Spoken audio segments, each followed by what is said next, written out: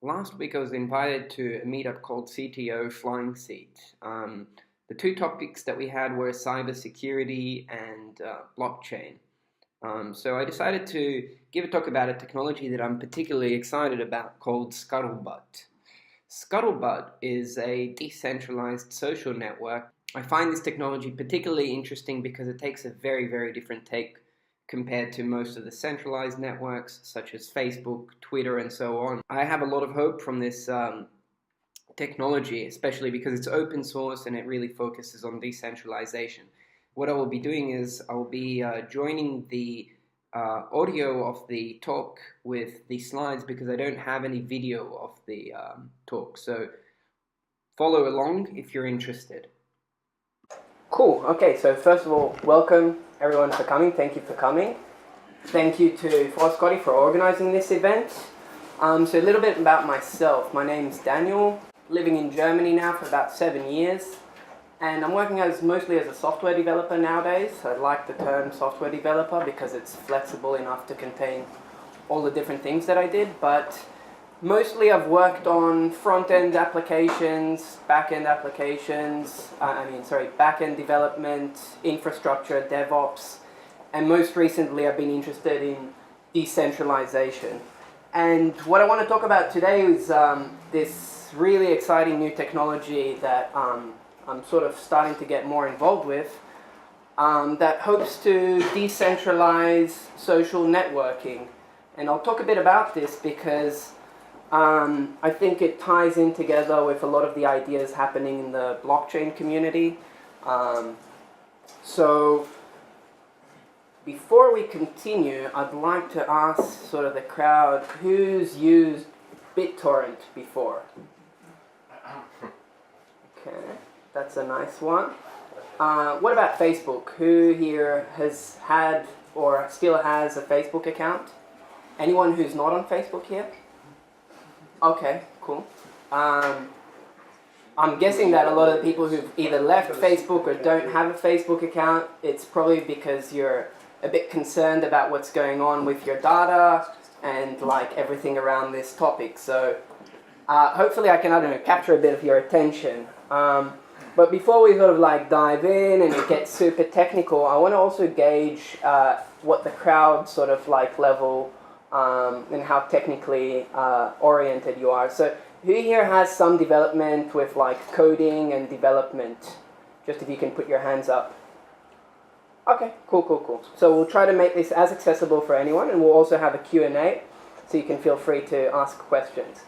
But I'll give you the sort of short TLDR version, this will be about 2 minutes, we'll run through this, then you can zone out a bit, or dive in with me, follow along. So I think like the concerns around centralization of the internet are pretty obvious for us.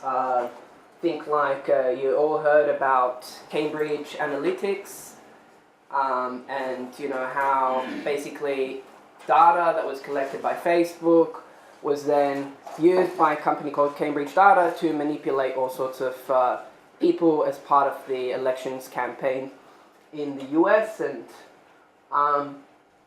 we're all aware of the concerns, and I want to talk about Scuttlebutt. So Scuttlebutt is a protocol for a decentralized social web, and by that I mean the social web is really like the way that we connect with people on the internet. And there's something really cool about Scuttlebutt because, as I said, it's a protocol, it's not a piece of software. So tying this back to BitTorrent, the question that I asked you before, I don't know if you remember, but in the days of BitTorrent, there used to be many clients for BitTorrent. There wasn't just a single client for it, and that was very important because that meant that anyone could write a client for BitTorrent and it would work the same way. It's the same thing with browsers, right? Browsers use open standards, and that's why you can choose any browser you like, hopefully not Internet Explorer, and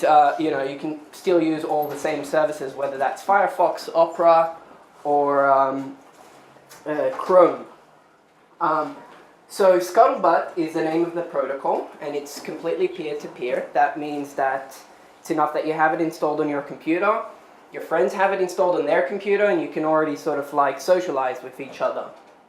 But because it's purely the protocol, Patchwork is where it gets interesting. So Patchwork is the name of the actual UI that combines Scuttlebutt and everything together to work as a coherent sort of UI to socialize with people.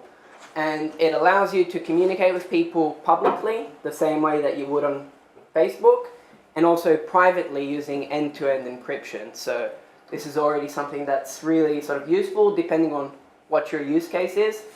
And you get a lot of essentially it's based around a blockchain in the sense that you use cryptography in order to create a blockchain, and we'll see how that actually works as part of a social network. And of course it uses cryptography in order to verify the identity and the content that is on this. So this is all open source and it's working, and what I'm going to do now is I want to do a quick demo. And you know, demos at meetups, it's always like a tricky thing, so let's first ask the demo gods for support. So we have these two developers, and both of these have been quite instrumental in the development of Scuttlebutt. So I'm going to open up Patchwork. Patchwork is the UI that I was telling you about. Oh, and you can't see it. Let's get this on this screen. All right. Okay, so what you see here is, you see the UI, it's a web-based UI, and this is what the alternative to Facebook could look like. But this is something different because you don't need servers for this. Remember that I said it's decentralized and it works peer-to-peer? So in essence, what we have here is there's a couple of basic concepts, but let's start off with the profile because I think that's probably that's where everything starts. So if you have a Facebook account, then you rely on Facebook to maintain your account, your data. They're sort of like this huge conglomerate, right, operating millions of servers worldwide, making sure that you can always access them from wherever you are. And the idea here is it's a bit different because you don't actually have servers. You have an identity. That identity is tied to what they call a cryptographic key pair. So a public-private key. And with that key, it's similar to how you can use Bitcoin, right? You have this key, and if you have that key, you can create content, and all of that content will be added to your own feed. Now, everyone can create a feed. It's as simple as, creating a key pair and then writing stuff. In fact, I can disconnect now from the network and write content to my feed. So what we see here is this is a lot of my activity from the last couple of days as I just revived my account, and you can see, I'm posting some stuff. I even created a channel called Flying CTO, which was targeted at this event, and you can see that I've written 2 messages to this topic. Now, if any one of you installs now this piece of software, in fact, maybe I can ask Mehdi to do this. So if you can open up, Mehdi's also using this. In fact, you're not connected to the Wi-Fi? Yes. Can you? Or is that... Yes, I need help. Okay. So I'll show something else. So what we're seeing here is this is all public activity that I'm doing. So this is visible to anyone who might be connected to me somehow via this decentralized network. But I also have the private messages here. So, these are encrypted end-to-end, and this is my exchange for basically between me and Mehdi earlier today. So that was a little bit about the actual UI and what it looks like, but there's so many different topics here, and there's all of the people that you see are basically part of my social graph of people who use this technology. So obviously this is not like all of my real world friends, but these are all people that I'm somehow in interaction with them. So I'm going to go back to the presentation now. Okay, cool. So that's it for the demo, and I hope that sort of captured a little bit of your attention. But I want to talk a bit about it like decentralization, and this is probably the starting point for all of this. So I mean, you can read this informal definition, which I really like about decentralization. It's important to talk about this in the context of which technology. And yeah, I mean, it's like, again, I'm not going to sort of reason out all of the reasons why I think decentralization is important, but I think there's one sort of litmus test that we can all do in order to really start this thinking experiment. But I mean, if I were Google and Facebook, if I had, the right connections, or if I just asked them, or if we just played this game where we thought, what would happen tonight if both Facebook and Google shut down? What kind of implications does that have for like our daily lives and on a more macro level, our society, right? I mean, like, we know that this can be pretty nasty. I mean, people lose their ability to communicate via Gmail. They lose their ability to communicate via Facebook. And many people rely on these technologies for their daily communications. In fact, WhatsApp, is also running through Facebook servers. So, I mean, it's enough that you take down 3 of these companies. Not that it's easy, but you can see how these companies have a lot of decision-making power about, software that we rely on a daily basis. So the easiest example of this that I think early Facebook users remember is, I think of when I was like about 7-8 years ago, Facebook had this thing. Every year they were changing their UI, and then people were like protesting every time again, like, what's going on with this UI change? Bring it back, to the old way. And that is a type of coercion that I think is obvious, and then there's the less obvious types of coercion that we're prone to when we're using these centralized products. So let's move on a bit to talk about some of the ideas of Scuttlebutt. So Scuttlebutt was built around this idea of creating a people-centered web. Now, what does it mean to create a people-centered web? Well, most of the web, as we know it today, is location-based, right? Someone wants to tell you about their great new blockchain product that they're working on. They'll probably give you some address, some DNS address that you can look up, you'll remember, and you'll be able to find. Now, there's all sorts of really interesting attempts now in the decentralization space to create a web that is slightly different. And the first one is called IPFS. Initially, I was going to talk about IPFS today, but because of time constraints, I couldn't sort of do it all. But IPFS is, again, another new project that is an attempt to create an interplanetary file system. And this is slowly going to become more important as we see these technologies mature, the same way that we see a lot of the blockchain-related technologies such as Bitcoin and Ethereum and all of the others mature and are able to better solve some of the problems that we see in the industry.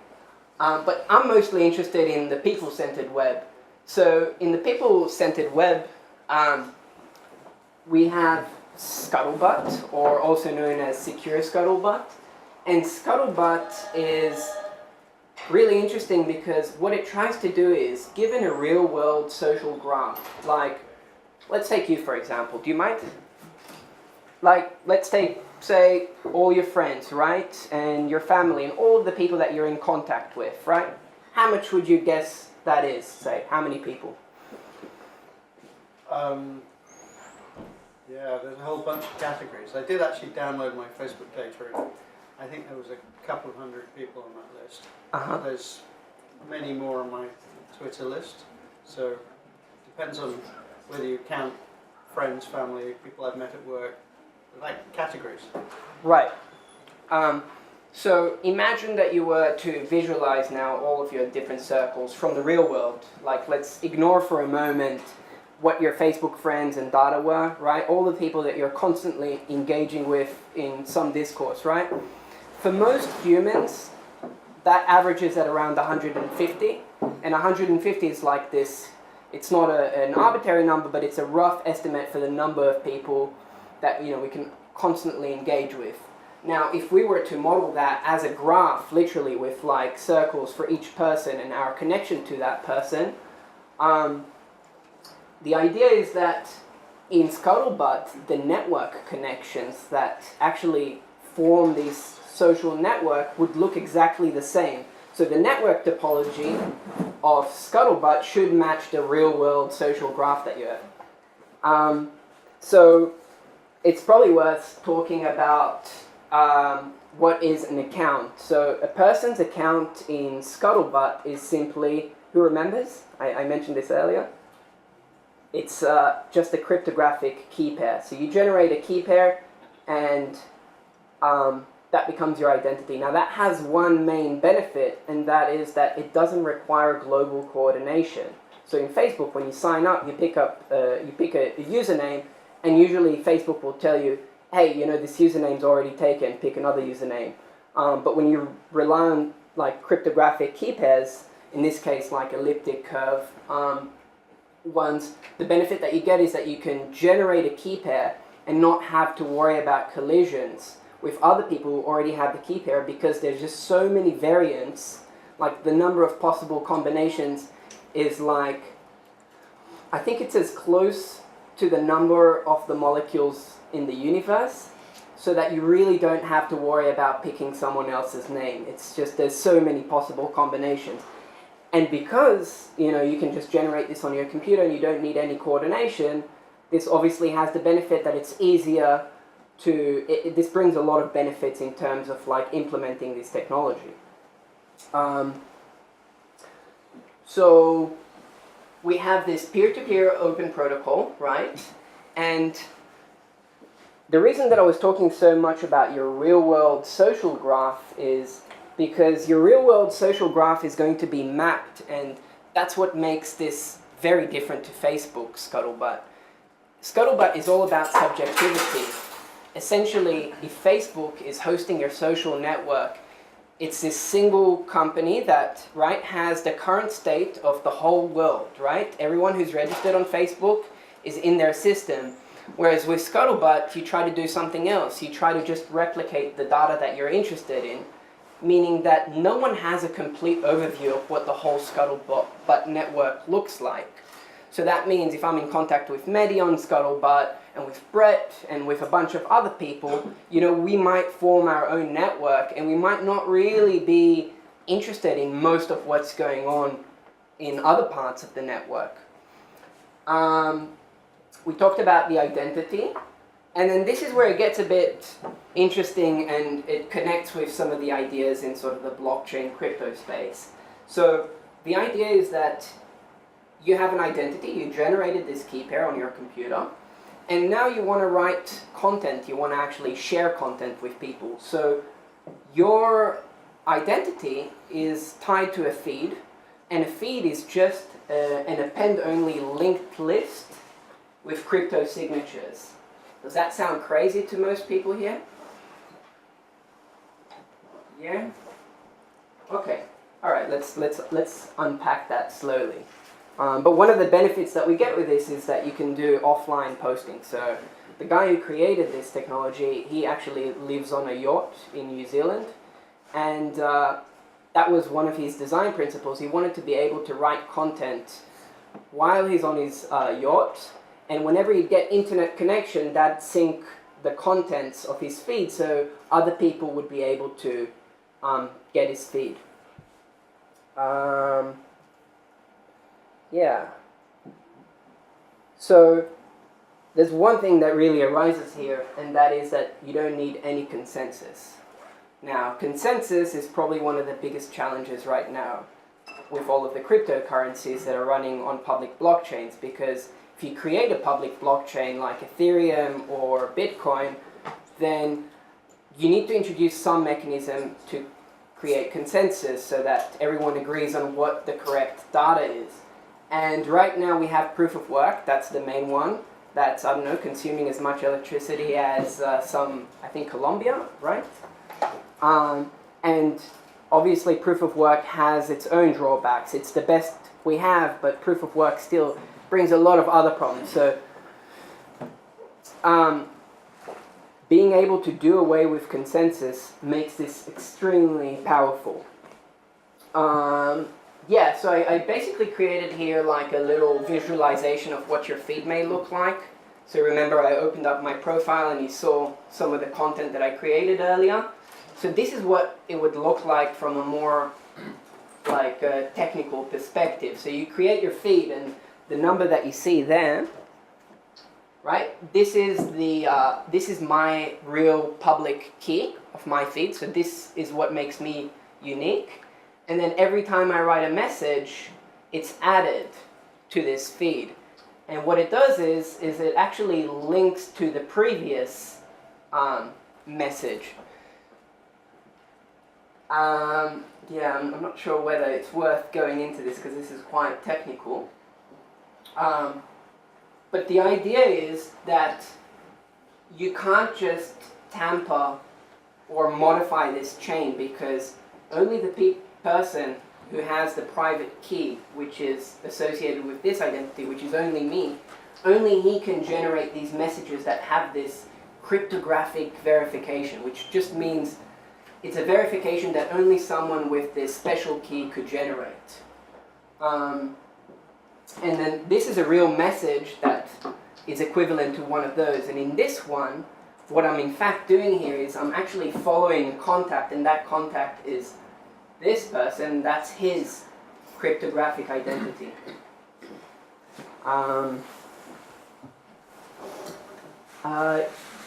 Yeah, so then there's this one last concept that I want to introduce. So remember, imagine that I'm the guy on the yacht, right? And I don't have an internet connection most of the time. How am I able to replicate my data? Well, it turns out that, you have an identity, right? And you're interested in, say, 50 people, your friends, your family. So you might follow each one of them. And by following someone on Scuttlebutt, what you're doing is, in fact, you're replicating their feed. And by replicating their feed, you can see everything that's there.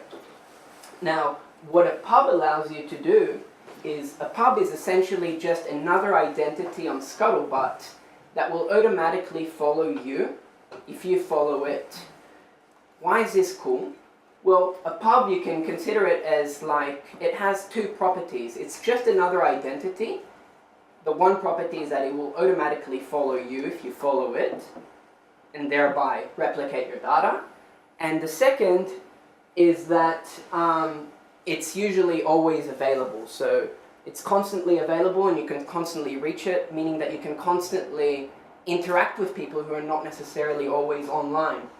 And in this case, right, we have Dan and we have Alice here, and assuming that they want to communicate, right, but Dan is on his yacht and he only sees Carla once a week, and Carla, when he sees her, they don't have an internet connection.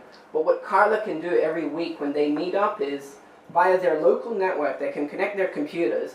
Carla will automatically sync Dan's feeds, and then when Carla goes to the pub, or when Carla has an internet connection and connects to this pub, it will automatically sync Dan's feed to the pub and thereby allow Alice to communicate with Dan. So we have this initial starting point, and this is basically the same thing, visualizing this virtual connection that we've created between Alice and Dan. So that was it. You have my public key here. You have my contact details. If you want to join, I think you might find this interesting, especially if you want to see a future that is a bit more decentralized and relies less on companies such as Facebook. So thank you so much for listening, and if you have questions, please do.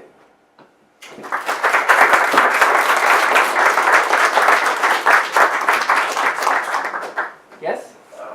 Actually, two questions. Okay, can you start with the second one? No, I need the first one to explain the second one.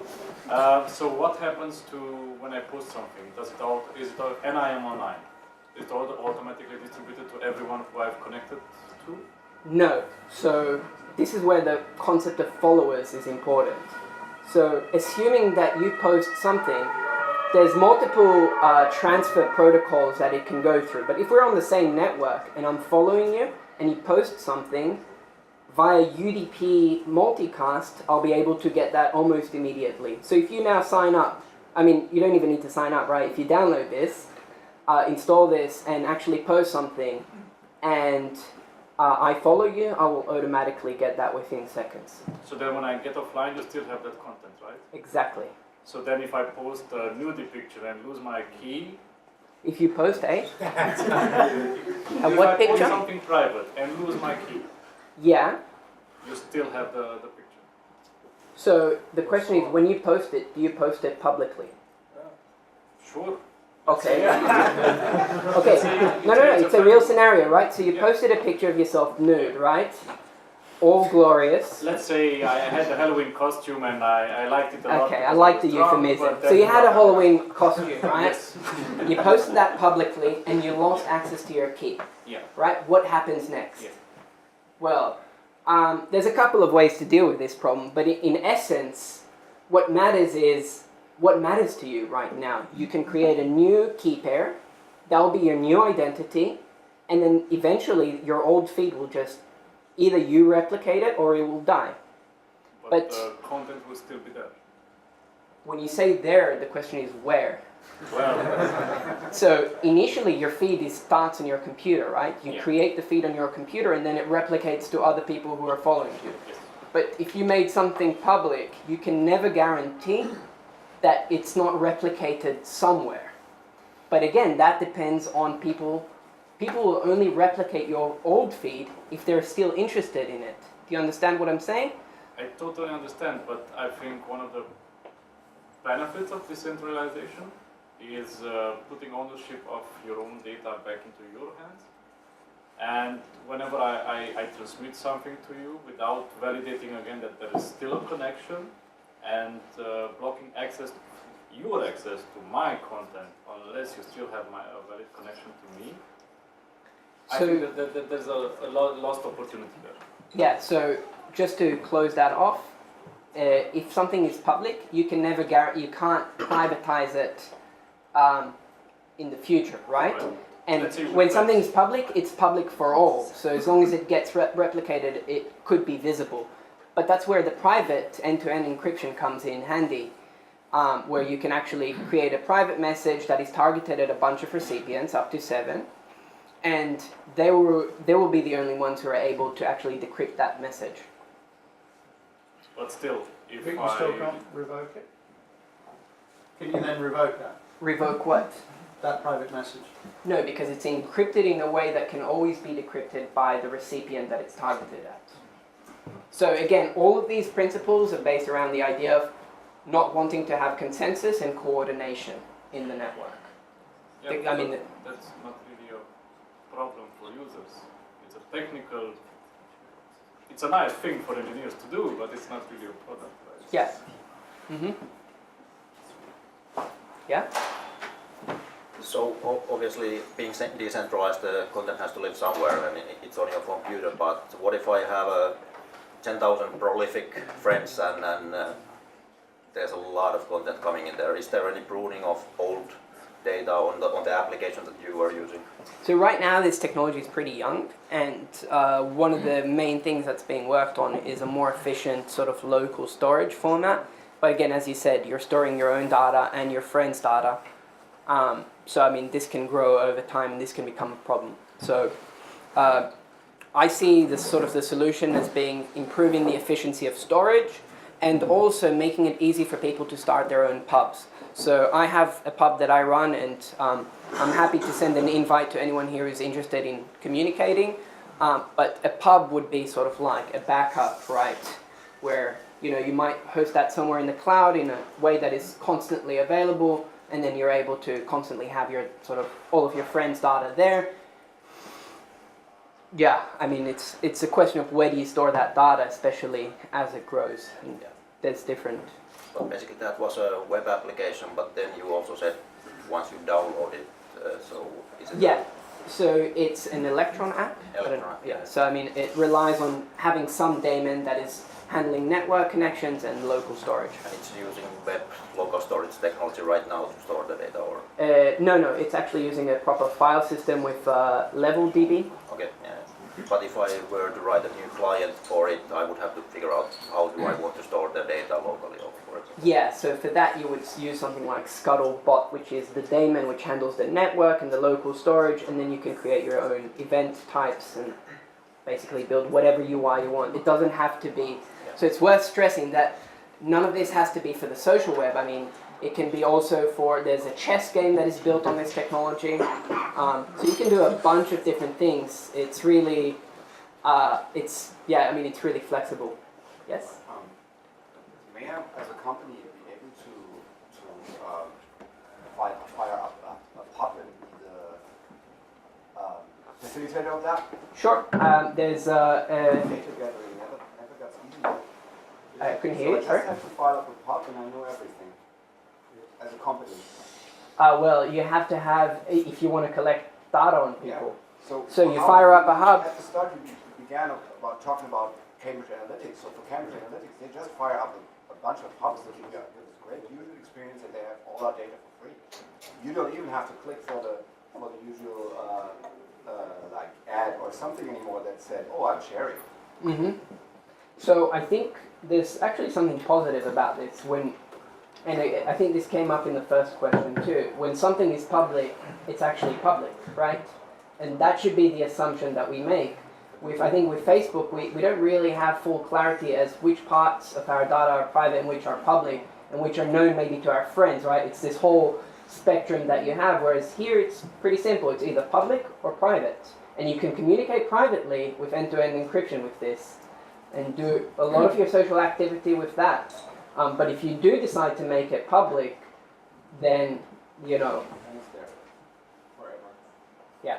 Well, it's there forever, it starts on your machine, and then whether someone replicates that Then is another concern. And then the second thing is, there's some level of trust that you put into a pub, in a way, because, but again, the data's public.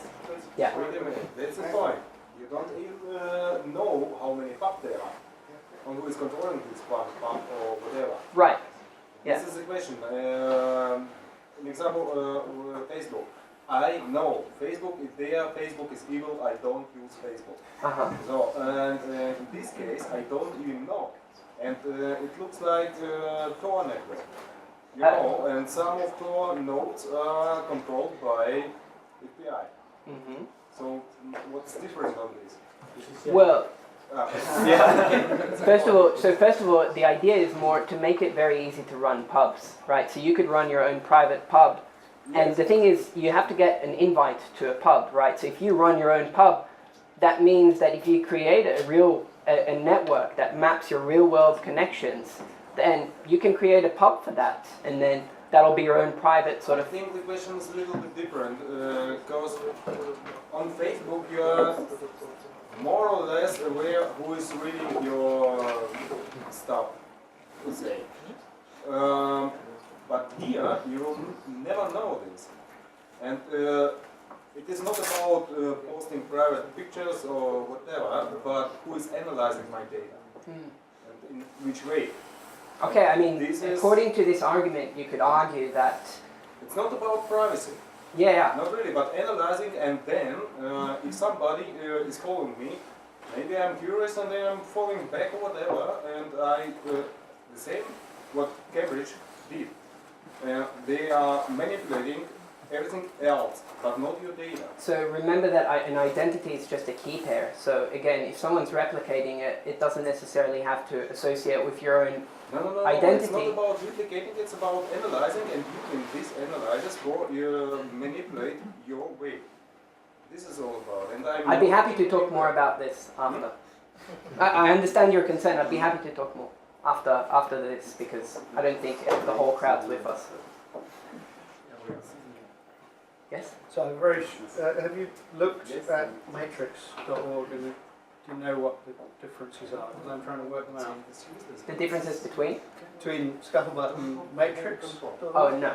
Okay. But I'd It'd be be happy interesting to have a slide on what the comparisons are, because I'm trying to work it out. Mhm. Similar goals, basically. Yeah.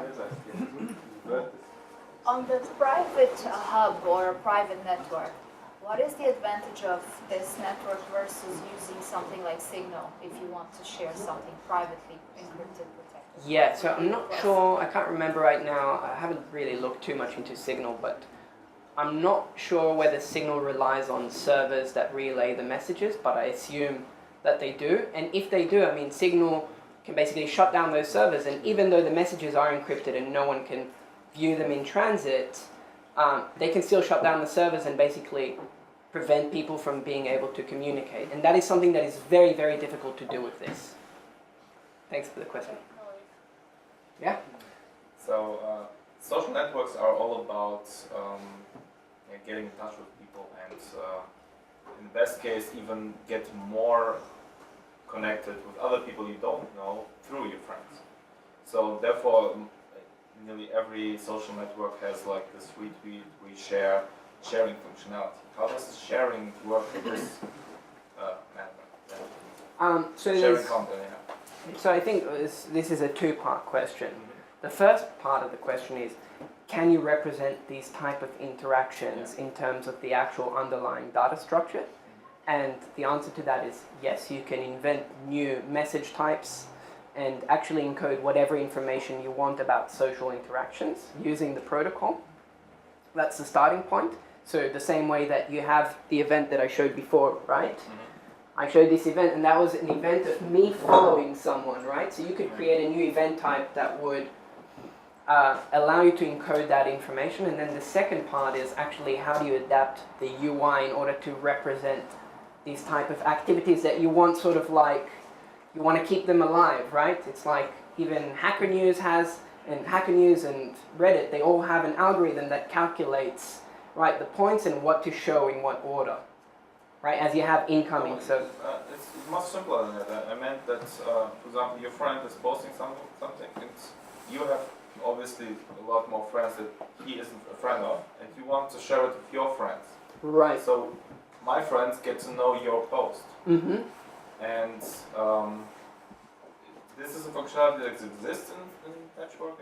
So right now it doesn't exist. It exists in the form of likes, and likes might be prioritized in the UI in terms of like where are they seen, because by you liking something, you actually created an event on your feed, and all of the friends who follow you will see that event, and therefore, because they replicate your login, it might render that in your UI, or in their UI rather. Okay. Yeah. How are we on time? One last question. Yeah, one last question. All right, yes. Could you explain a little bit more the lack of need for consensus? Yeah, it's simple, right? I can create a key pair now. With that key pair, I have an identity. I can only add to that feed, right? And that means that whenever someone else, say, downloads the software and he's maybe on the same network or on the same pub, right? If he's following me, he's following my feed, and the feed starts, I'll open up again this, right? So because you have this structure, you don't actually need consensus, right? Because you can verify every message in the sequence. So if someone tries to add a message, say, in traffic, right? You don't have the cryptographic proof to back that up, right? So all you're doing is you're seeing what was the last message that I got from your feed, and then I'm like, okay, so I'll take everything else that is left that you newly added to your feed, sync that to me, and then I can verify each message. Let's say I have two nodes, right? And I post two identities or two nodes? No, two nodes with the same identity. And I post on the same identity. Oh, that's impossible. To different things. That's impossible. That's why it embraces this idea of multiple identities. Okay. So, for example, there's a guy. How do you prevent that?